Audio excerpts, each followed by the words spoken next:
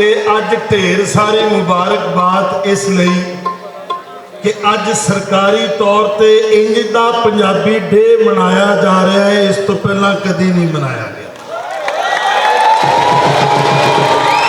साड़ी इस इंतजामिया वास्ते साढ़े जिन्ने दरेडे वड्डे अफीसर ने अलीजा, मैं एक पंजाबी होने के नाते तुहाडे अगे रिक्वेस्ट करांगा, इन्हां वास्ते जोरदार ताड़ी मारो। क्योंकि जिहड़ा विरसा मरदा जा रहा है उन्होंने इस तरह ही जिंदा किया जा सकता है। तो अलीजा बड़े बड़े फनकार ने, बड़ा रौला है, लेकिन मेरे हिस्से वे मेरे बाप का फन कहानी सुनाना।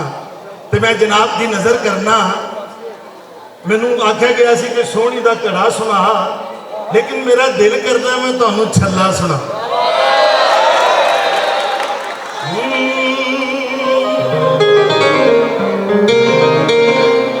दरिया सतलुज ते एक बेड़ी पैंदी सी, ओ पुत्रा भंगड़ा पाना कोई कम नहीं। जिहड़ी गल मैं सुना लगा इनू गौर नाल सुनना, रब दी सौ पंजाब दी रूह सुना लगा, क्योंकि पंजाब का विरसा है इल्म, ते इल्म की गल सुना लगा। दरिया सतलुज ते एक बेड़ी पैंदी सी, ओ बेड़ी पाण वाले दा नाम सी जलालुद्दीन उर्फ जल्ला। रब ताला ने उन्होंने एक पुत दिता, उस पुत का नाम रखिया छल्ला। छल्ला 12 साल का जवान हो गया। सवारियां आईया, आख्या चलिया सानू पार लाया। उस आख्या मेरी तबीयत अज ठीक नहीं हैगी, मेरे को जोर नहीं लगना। उन्हें आख्या घाइया के पुत्रों ने घात होतरना होंदा है, खूह की मिट्टी खूह नूं लगदी है। जे तू नहीं जा सकता तो माशाअल्लाह तेरा पुत्र 12 साल का जवान है, इस नूं भेज दे। ओ सुनन वाले लोगों, एक बाप ने अपने पुत्र नूं भेजा, जिहड़े वेले छल्ले ने सवारियां लाइया ना ते वापस परतिया, बेड़ी डोल गई। लोकां ने वेख्या बाबे चले दा छल्ला दरिया दी नजर हो गया। बेड़ी भी रुड़ गई, छल्ला भी रुड़ गया। ते अलीजा इधर बाप ना खलोता अपने पुत्र का इंतजार कर रहा सी। जेड़े वेले पुत वापस ना आया ते ओदे दिल विचों एक हूक निकली, ओ छल्ला मुड़ के नहीं आया। ओए छल्ला मुड़ के नहीं आया, ओए छल्ला मुड़ के नहीं आया। ओए पूरा रब्बाना, ओए पूरा रब्बाना, मंदे आई देश बनाया, मंदे आई देश बनाया। ओए गल सुन छल्लिया, ओए बाबा नदिया जाना।